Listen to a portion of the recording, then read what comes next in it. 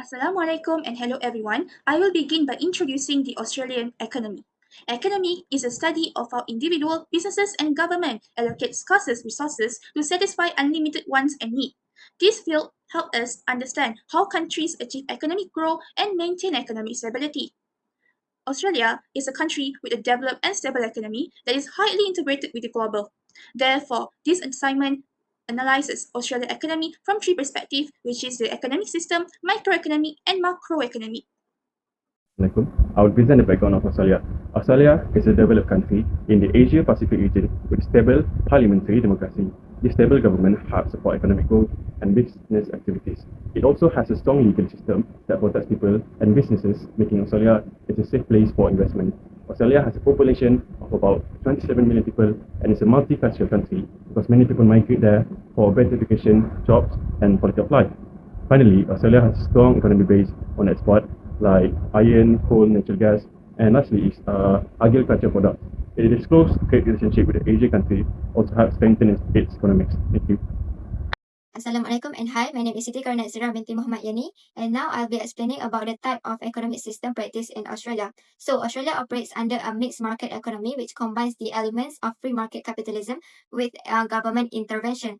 In this system, both the private sector and government plays an important roles in economic activities. On one hand, the private sector is responsible for producing and delivering most goods and services. On the other hand, the government helps by providing the essential infrastructure, regulating important industry, and also addressing the market failures to ensure the economic stability. In addition, several institutions support Australia's economic system. For example, the Reserve Bank of Australia manages the monetary policy, while the Australian Treasury oversees the fiscal policy and also the government spending. And the Australian Competition Consumer Commission, or ACCC, also plays an important role in promoting the fair competition and also protecting the consumers. In conclusion, Australia's mixed market economy creates a balance between private enterprise and also the government involvement. This helps to support both economic growth and the well-being of society. So next, let's look at the first microeconomic aspect, which is the production. So production is the process of transforming inputs such as labor, land, capital, and entrepreneurship into goods and services that satisfy human wants and needs.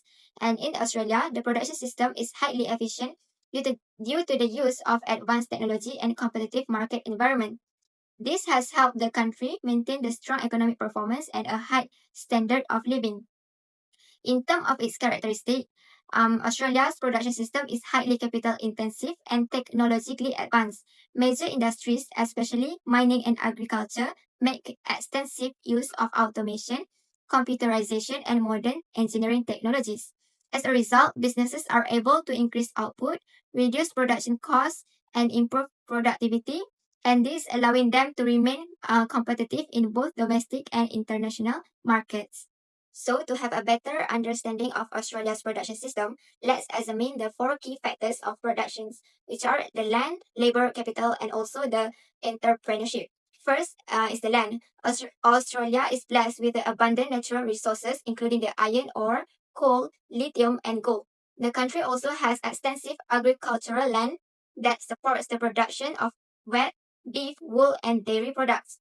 And these resources form the foundation of Australia's export-oriented company and contribute significantly to national income. And second is the labor. Australia has a skilled and diverse workforce supported by a strong education and training system. This enables workers to contribute effectively across various industries. In addition, the country maintains a relatively low unemployment rate, while the Fair Work Act helps protect the employees by ensuring fair wages and working conditions. And the third factor is capital. Australia benefits from advanced technology, modern machinery, and also well-developed infrastructure, which help businesses operate more efficiently. Furthermore, the country has a strong financial system supported by institutions such as the Reserve Bank of Australia, or the RBA, and the Australian Prudential Regulation Authority, known as APRA. And these institutions help maintain the financial stability and support business investment. And the last one is the entrepreneurship. Australia provides a business-friendly environment with a transparent legal system that encourages businesses growth. that encourage business growth. And the government also supports small and medium-sized enterprises or SMEs through various initiatives and incentives. As a result, entrepreneurship plays an important role in driving innovation, creating new business opportunities, and promoting economic diversification. And together, these four factors of production contribute to Australia's productivity, competitiveness, and also the long-term economic growth. Now let's take a look at the consumptions of Australia. First thing first, consumptions refer to the spending of the household on goods and services to fulfill the needs and wants in order to achieve a maximum level of utility and satisfaction. Consumption is an important component of the Australia economy because consumer spending drives economic activities and influences the overall market demand. Australia is a country where most people make consumption decisions based on the conventional economic framework. This means consumers generally behave rationally by comparing different choices and selecting the option that give them the highest satisfaction according to their preference and budget. According to the Australia Bureau of Statistics, the household consumption in Australia influenced by several factors such as income, prices, household sizes, lifestyle, and the overall economic condition. Besides the economic factor, the consumer spending is also influenced by the habits, cultural, and personal goal. For instance, younger consumers usually spend more on education, rent, transportation, technology, and experience. And in contrast, we can see that older consumers tend to focus more on healthcare, housing, and any family-related expenses. In Australia, Muslim consumers may choose halal products because their consumption decisions are influenced not only by their income and prices, but also by their religion and belief. Assalamualaikum. My name is Nurun Shafia. So now I will explain distribution in Australia. Distribution refers to the process of delivering product and service from producer to consumer. In Australia, distribution is very important because the country is large and the population is spread across different regions. Products are commonly distributed through wholesaler, retailer, distributor, and increasingly through e-commerce platform. Australia also has a strong logistics network including road, port, and warehouse, which have ensured efficient delivery. Distribution activities are regulated by laws such as Australia Consumer Law to protect consumer and ensure product safety. Business must also comply with custom, transport, and employment regulation. From an Islamic perspective, Australia distribution system support business freedom, fair competition, and consumer protection, which are consistent with Islamic principles. However, the reliance on interest-based financial system involve riba, which is prohibited in Islam. Next, I will explain the market structure in Australia. Australia has several types of market structure including perfect competition, monopoly, monopolistic competition, and oligopoly.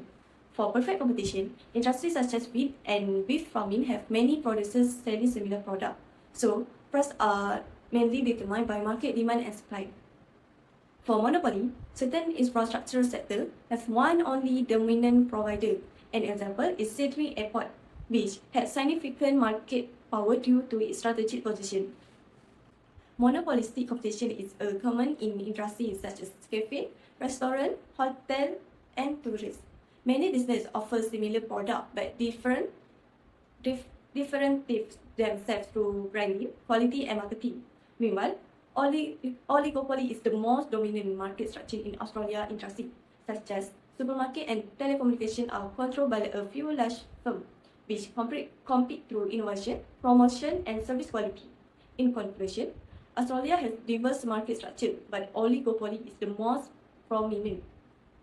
From an Islamic perspective competition, transparency and consumer welfare are encouraged. However, Islam discourages monopoly practice that may lead to unfair pricing and injustice toward consumers. Next, I will discuss Australia's monetary policy. Monetary policy is an important macroeconomic policy used to influence economic activity and maintain economic stability. In Australia, monetary policy is conducted by the Reserve Bank of Australia or RBA. The RBA mainly uses interest rates and financial conditions to influence inflation, employment, and economic growth. Its primary objective is to maintain inflation within the target range of 2 to 3% over the long term. In addition, the RBA aims to achieve full employment, maintain financial stability, and support the long term prosperity and welfare of Australians. The main monetary policy instrument used by the Reserve Bank of Australia is a cash rate, which is the interest rate charged on overnight loans between financial institutions. When inflation is above the target range, the RBA adopts a contractionary monetary policy by increasing the cash rate. Higher interest rates make borrowing more expensive, reducing consumer spending and business investment. As a result, aggregate demand decreases and inflationary pressure is reduced. On the other hand, when economic growth slows down and unemployment rises, the RBA implement expansionary monetary policy by lowering the cash rate. Lower interest rate encourage borrowing, increase spending and investment, and help stimulate economic growth and employment. Therefore, the cash rate is an important tool for balancing inflation control with economic growth. So let's moving on to the fiscal policy. In my understanding, fiscal policy refer to the action taken by the government by spending its expenditure and revenue from the imposed taxes to help the nation to achieve the macroeconomic objective such as economic growth, economic stability and economic equity. So for the recent year, Australia annual GDP growth looks stable at 2.5%. However, the quarterly growth dropped at 0.3%. This indicates that Australian economics engine has lost its steam. At the same time, the inflation is uncomfortably high at 4.6% due to the energy cost, and unemployment rate has ticked up to 4.3% because businesses are pulling back their hiring. Besides that, the supply shock caused by the 2024 to 2025 budget deficit to blow out. It forced the government to borrow heavily by issuing bond. This raised two major red flags. First is investor will be panicked over debt repayment. Second one is the risk of fueling inflation by pumping borrowed money into an economy that has no supply to meet it. So to counter this, the Australian government focused on returning the budget to balance and aggressively reduce the gross debt. By driving down the debt servicing cost and saving money on interest, it enabled the government to create a critical financial buffer. So it ensured that they can survive for future unexpected external crises without destabilizing the economy. So the third strategy imposed by the Australian government is they are focusing on limiting spending growth by capping it at 2.8% by 2026. During the period of supply shortages, increasing cash assistance such as relief or incentive can unintentionally fuel demand for scarce goods and services, which it putting additional pressure to the inflation. So the Australian government gradually withdrawing from the short-term measure such as energy bill relief and reallocating those resources toward a long-term investment in healthcare, national defense, housing, and essential public services. This approach represents a shift from temporary relief toward building a resilience and a long-term economic stability. So the final strategy that imposed by the Australian government is a structural tax reform. First, the government will be lowering the tax burden directly for 30 million Australian workers to protect their purchasing power. Second, they are tackling on the housing crisis. Historically, property investors use negative gearing to gain a massive tax advantage, which lead to house speculation that drove up the house prices. So the Australian government is replacing this with the base cost induction and a 30% minimum capital gain tax. This cool down the speculative investment and aim to help 75,000 Australians to buy their first house. Finally, business tax relief is being offered to stimulate a local expansion and create more jobs to fight the 4.3% of unemployment rate.